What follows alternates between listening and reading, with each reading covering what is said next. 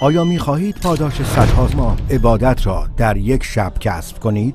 آیا دوست دارید در زمان کوتاهی چندین میلیون سود به دست آورید؟ با جستجوی شب قدر این امکان برای شما فراهم می‌گردد. الله متعال می‌فرماید: لیلة القدر خیر من 1000 شهر. شب قدر از 1000 ماه بهتر است.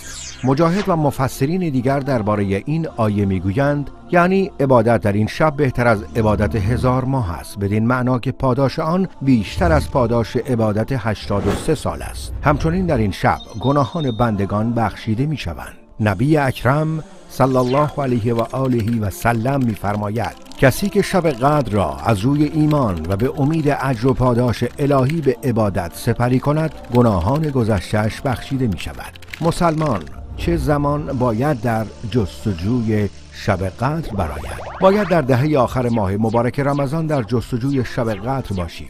نبی اکرم صلی الله علیه و آله و سلم فرمود شب قدر را در دهه آخر رمضان جستجو کنید.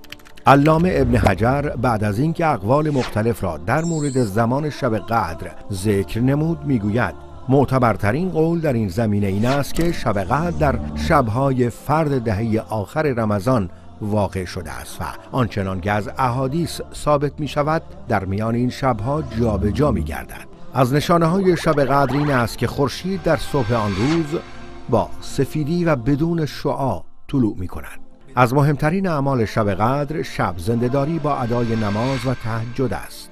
شب زنده‌داری در این شب باعث بخشیده شدن گناهان می گردد و دعا کردن نیز به همین صورت.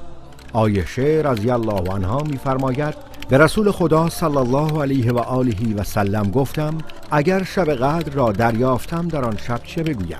فرمود بگو اللهم انك عفو تحب العفو فاعف عني. روایت ترمذی با تصحیح آلبانی. چه فضل بزرگی الله متعال در این شب نصیب مؤمنان می‌گرداند که سبب شادمانی آنان می‌گردد.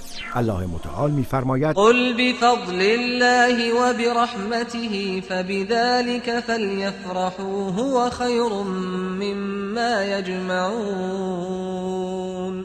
بگو باید به فضل و رحمت الله شادمان شوند که از آنچه جمع می‌کنند بهتر است.